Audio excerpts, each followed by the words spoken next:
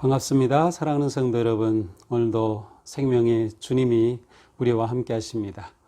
우리와 함께 하시는 주님을 찬양합니다. 기도합시다. 하나님, 오늘도 저희들에게 여기 말씀에 초대하여 주셔서 또 귀를 기울일 수 있는 은혜의 시간 주심을 감사합니다. 오늘도 주님의 말씀을 통하여 우리에게 주시는 음성에 귀를 기울이고 또 매일매일을 주님과 함께 동행하는 우리의 삶 될 수 있도록 인도하여 주시옵소서. 예수님 이름으로 기도합니다. 아멘.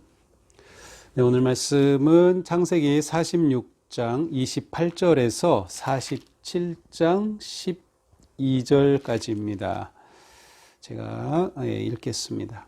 야곱이 유다를 요셉에게 미리 보내어 자기를 고센으로 인도하게 하고 다 고센 땅에 이르니 요셉이 그의 수레를 갖추고 고센으로 올라가서 그의 아버지 이스라엘을 맞으며 그에게 보이고 그의 목을 어긋맞춰 안고 얼마 동안 울매 이스라엘이 요셉에게 이르되 네가 지금까지 살아있고 내가 네 얼굴을 보았으니 지금 죽어도 조카도다. 요셉이 그의 형들과 아버지의 가족에게 이르되 내가 올라가서 바로에게 아뢰어 이르기를 가나안 땅에 있던 내 형들과 내 아버지의 가족이 내게로 왔는데 그들은 목자들이라 목축하는 사람들이므로 그들의 양과 소와 모든 소유를 이끌고 왔나이다 하리니 바로가 당신들을 불러 너희의 직업이 무엇이냐 묻거든 당신들은 이르기를 주의 종들은 어렸을 때부터 지금까지 목축하는 자들이온데 우리와 우리 선조가 다 그러하니이다 하소서. 애굽 사람은 다 목축을 가증히 여기나니 당신들이 고센 땅에서 살게 되리이다. 47장입니다. 요셉이 바로에게 가서 고하여 이르되 내 아버지와 내 형들과 그들의 양과 소와 모든 소유가 가나안 땅에서 와서 고센 땅에 있나이다 하고 그의 형들 중 5명을 택하여 바로에게 보이니 바로가 요셉의 형들에게 묻되 너희 생업이 무엇이냐 그들이 바로에게 대답하되 종들은 목자이온데 우리와 선조가 다 그러하니이다 하고 그들이 또 바로에게 고하되 가나안 땅에 기근이 심하여 종들의 양떼를 칠 곳이 없기로 종들이 이곳에 거류하고자 왔사오니 원하건대 종들로 고센 땅에 살게 하소서. 바로가 요셉에게 말하여 이르되 내 아버지의 형들이 네게 왔은즉 애굽 땅이 내 앞에 있으니 땅이 좋은 곳에 내 아버지와 내 형들이 거주하게 하되 그들이 고센 땅에 거주하고 그들 중에 능력 있는 자가 있거든 그들로 내 가축을 관리하게 하라. 요셉이 자기 아버지 야곱을 인도하여 바로 앞에 서게 하니 야곱이 바로에게 축복하매 바로가 야곱에게 묻되 네 나이가 얼마냐? 야곱이 바로에게 아뢰되 내 나그네 세월의 길이 130년이니이다. 내 나이가 얼마 못되니 우리 조상의 나그네 길 연조에 미치지 못하나 험악한 세월을 보내었나이다 하고 야곱이 바로에게 축복하고 그 앞에서 나오니라. 요셉이 바로의 명령대로 그의 아버지와 그의 형들에게 거주할 곳을 주되 애굽의 좋은 땅 라암셋을 그들에게 주어 소유로 삼게 하고 또 그의 아버지와 그의 형들과 그의 아버지의 온 집에 그 식구를 따라 먹을 것을 주어 봉양하였더라. 아멘. 자, 좀 길지만 제가 다 읽었습니다. 왜냐하면 이제 오늘 본문은 드디어 야곱이 요셉을 만나는 그런 장면, 그리고 야곱의 온 가족들이 애굽으로 이주해서 그곳에 정착하는 그러한 모습을 보여주고 있기 때문입니다. 자, 우리 28절부터 보겠습니다. 이제 가족들이 이제 애굽으로 이주했죠. 그래서 어제 본 본문에서는 한 70명이 이주했다라고 그렇게 되어 있습니다. 자, 이렇게 해서 이 가족들이 머무르게 된 곳이 바로 고센 땅입니다. 가족들이 고센 땅에 오자 이제 요셉은 이제 수레를 끌고 고센으로 가서 드디어 아버지 야곱 이스라엘을 만나게 됩니다. 그 장면이 뭐 그냥 대단하게 나오면 좋을 텐데 한 줄, 딱 한 줄입니다.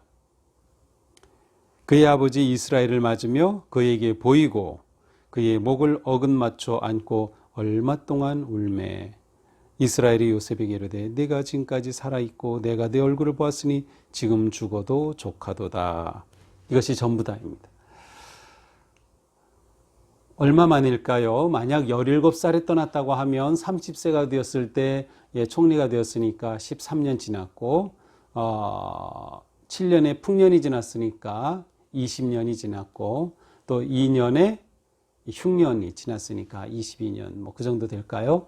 바로 그때 드디어 만난 야곱과 요셉은 그야말로 꼭 부둥켜 안습니다. 목을 어긋맞고 말은 두 팔로 꼭 껴안은 그러한 모습이죠.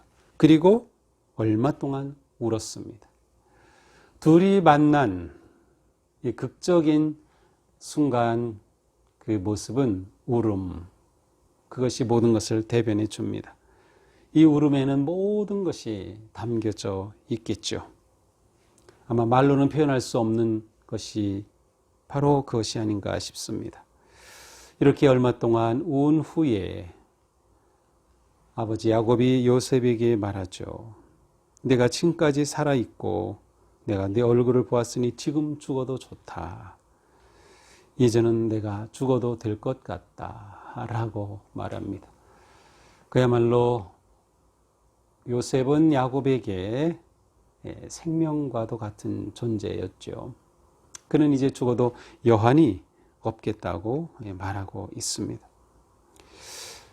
어쩌면 여기에는 야곱의 모든 것이 또 담겨 있는 것 같습니다. 야곱은 할아버지 아브라함, 아버지 이삭을 거쳐서 내려오는 그러한 하나님의 언약을 받았었고요. 실제로 하나님으로부터도 모든 민족에 복을 주는 존재가 될 거라는 약속을 받았죠. 그러한 야곱이 가나안에 머물면서 그 가정에 일어난 이 고통과 슬픔, 그리고 여전히 고난 가운데 있는, 그리고 기근으로 그 땅을 떠나야만 하는 이런 모든 상황 속에서 그는 무엇을 생각했을까요? 그는 요셉을 다시 보는 순간 하나님의 약속은 살아있다. 하나님은 이렇게 약속을 이루어 가시는 것이 아닌가 하는 그러한 깊은 감동에 젖어들지 않았을까요? 단지 요셉을 만났기 때문에 내가 죽어도 여한이 없다. 그것보다는 아마도 요셉을 통해서 하나님께서 보여주시는 그 신실하심을 보면서 내 인생의 사명을 하나님께서 이루어 가시니 내 인생은 조카도다 라고 고백한 것 같습니다. 자, 이렇게 해서 더 야곱과 그 요셉이 만나죠. 사실 이후에 야곱은 17년을 더 살게 됩니다. 17살, 17세의 소년으로 처음 등장했던 요셉인데 이후 17년을 더 사니까 17년간 요셉을 키웠던 그러한 아버지가 이제는 17년간 이 요셉의 봉양을, 효도를 받는 그러한 기간을 살게 되는 것이 아닌가 생각하게 됩니다. 자, 이때 요셉이 이제 가족들에게 말하죠. 이제 우리가 다 양을 치는 그런 목자들인데 이제 바로를 왕을 만나게 되면 직업이 뭐냐 물을 때 우리는 목축하는 목자들입니다 라고 말하라고 하죠. 그러면서 이 애굽 사람들은 목축을 가증하게 여긴다라고 하는데 실제로 이집트 사람들이 이 목축업을 가증하게 여겼다는 그러한 것은 그렇게 흔한 그러한 기록으로 발견되지는 않는다고 합니다. 아마도 이것은 그 당시 왕궁에 있었던 아니면 그 당시에 고위 계층에 있는 사람들이 생각할 때 약간 목축업자들을 경시했던 것을 반영하는 것이 아닌가 싶어요. 어쨌든 그들이 목축업자다, 우리는 목자들이다라고 왕에게 말하면 이제 왕은 그들을 이제 고센 땅에 머물게 해서 그들이 고센 땅에 머무는 그러한 정착을 하게 될 것을 이제 부탁을 합니다. 이제 이렇게 한 후에 실제로 이제 요셉이 형들 5명 그리고 아버지를 모시고 왕을 만나게 되죠.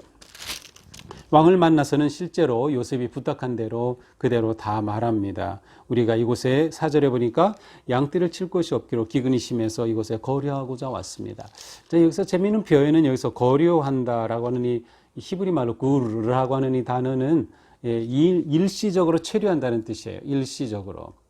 그러니까 이스라엘 백성들이, 이스라엘 그 가족들이 이 애굽으로 왔을 때 그들은 이곳이 영원히 살 곳이 아니다. 이것은 단지 임시로 살 곳, 거류할 곳이다 라고 하는 그러한 믿음, 또 그러한 생각이 있었음을 알 수 있습니다. 아마도 이것은 이미 앞에서 어제도 보았지만 야곱이 가나안을 떠나는 것이 얼마나 그 영적으로 부담이 되었을까요? 그런데 그 약속의 땅을 떠나서 애굽으로 왔지만 그러나 우리는 애굽에 영원히 사는 것이 아니라 거류하러 왔을 뿐이다라고 말하죠.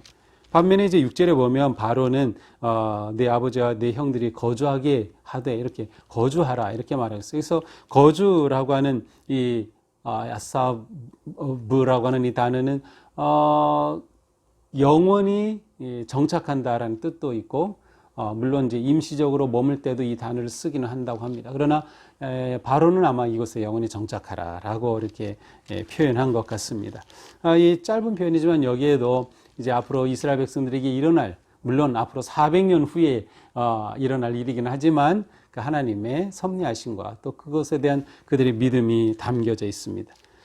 드디어 야곱이 바로를 만나게 되죠.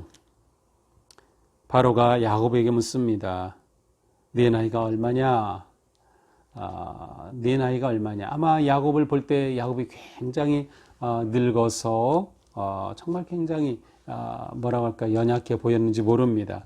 연세가 어떻게 됩니까? 그때 야곱이 바로에게 말하죠. 내 나그네 세월 130년이지만 우리 조상의 길에는 미치지 못하니 험악한 세월을 보냈나이다. 130세인데 험악한 인생을 보냈습니다. 라고 말하죠. 짧은 표현이지만 여기에 야곱의 그 인생의 파란만장한 모든 것이 다 담겨 있는 것 같습니다. 험악한 세월을 보냈습니다. 그리고 나서 10절에 야곱이 바로에게 축복하고 그에게서 나오게 됩니다. 그리고 바로가 명령해서 고센 땅에 람셋이라고 하는 그곳에 그들이 거주하게 되죠. 그리고 요셉은 형들과 또 아버지를 잘 봉양하게 됩니다. 자, 오늘 말씀은 정말 기대했던 그 요셉과 야곱의 상봉의 장면인데요. 그러나 그 장면은 좀 밋밋합니다. 하지만 그냥 충분히 울었다라고 하는 것의 모든 것이 담겨져 있는 것 같습니다. 자, 우리는 이것을 보면서 오늘 그 내용을 보면서 우리는 몇 가지를 좀 생각해 볼 수 있습니다. 우선 야곱을 보면서 야곱은 하나님께서 그를 부르신 부르심에 끝까지 충성하는 사명자의 모습을 보여주고 있습니다. 하나님께서 약속하신 그 언약을 이루어 가심을 신뢰하고 그 하나님의 언약을 붙잡는 삶이죠. 그것이 하나님의 은혜와 언약 안에 거하는 사명의 삶이라고 할 수 있습니다. 그의 사명의 초점은 축복하는 것입니다. 축복하는 것. 실제로 요셉이 그 베델에서 그 돌베개를 베고 꿈을 꾸고 그 환상 가운데 하나님께서 그에게 주신 약속의 말씀 역시 모든 민족이 너와 내 자손으로 인하여 복을 받을 것이다. 그러므로 야곱의 인생의 초점은 사명의 초점은 바로 축복입니다. 누군가에게 복을 빌어주고 복되게 만들어주는 것이죠. 바로 그 모습이 오늘 본문에서는 바로를 축복하는 모습으로 나타나죠. 자, 축복한다는 것은 물론 낮은 사람이 할 수도 있지만 권위 있는 사람이 해주는 것이죠. 근데 야곱이 바로에게 축복했다. 험악한 세월 130년을 살아온 야곱이 바로에게 축복하면서 그는 복의 통로가 되고 있음을 보여주고 있습니다. 이것은 우리에게 큰 힘과 도전이 됩니다. 험악한 세월 130년을 살아온 야곱도 끝까지 축복하는 인생을 지금 살고 있습니다. 그가 지금 이집트로 이주해 와서 막 갓 이민 온 그러한 사람이지만 그는 바로를 축복하면서 축복하는 인생을 살고 있죠. 우리의 인생이 그러해야 하지 않을까요? 나로 인해서 누군가를 축복하고 정말 나로 인하여서 다른 사람들이 복을 받는 인생, 이것이야말로 우리가 그리스도인으로 살아가는 부르심을 받은 아주 중요한 초점이라고 할 수 있습니다. 이렇게 야곱의 가족은 이제 이주해서 잘 정착하게 되죠. 이렇게 정착하게 된 그 배경은 무엇일까요? 무엇보다 야곱과 약속해 주신 하나님의 말씀처럼 내가 너와 함께 하겠다. 하나님이 함께 하심을 우리는 볼 수 있습니다. 그리고 또한 요셉이 애굽과 바로 앞에서 얼마나 신실하게 지혜롭게 살고 있는가를 통해서 이렇게 온 가족이 잘 정착할 수 있게 됨을 볼 수 있습니다. 요셉은 하나님을 경외하는 사람으로 지혜로운 인생을 사는 것이죠. 우리가 하나님을 온전히 경외할 때 우리는 진정한 지혜자의 삶을 살게 될 것입니다. 하나님의 언약을 신뢰하고 또 하나님의 부르심에 따라 축복하는 인생을 살며 하나님을 경외함으로 지혜로운 인생을 살아갈 수 있다면 그것이 오늘 우리의 말씀을 통해서 우리가 나아갈 모습이 아닌가 생각합니다. 야곱이 130세다. 그 인생을 돌아볼 때 참 파란만장한 인생이고 그 인생에 업다운 잘 될 때도 안 될 때도 피난할 때도 정말 슬플 때도 많이 있었지만 이 130년의 세월이 야곱을 이렇게 조금씩 성장시켰음을 우리는 느낄 수가 있습니다. 우리는 단지 나이를 들어갈 뿐만 아니라 growing old, 나이를 들어갈 뿐만 아니라 더 중요한 것은 우리가 성숙해 가는 것이죠. growing up 해가는 것이죠. 그리고 우리의 성숙과 성장은 사실은 고난을 통해서 이루어진다. 야곱의 험악한 세월이 그를 그와 같이 세웠음을 보면서 우리가 지금 지내는 이 고난의 시간이 우리를 영적으로 연단하고 또 우리를 영적으로 성숙해 하는, 그래서 우리의 삶이 진정으로 복을 유통하는 그러한 아름다운 인생이 되는 우리가 모두 되기를 주님의 이름으로 축복합니다. 기도합시다. 하나님, 오늘도 저희들은 요셉과 야곱의 이야기를 보면서 하나님을 신뢰하고 하나님께서 언약을 이루어 가시는 신실하신 분이심을 다시금 생각하게 됩니다.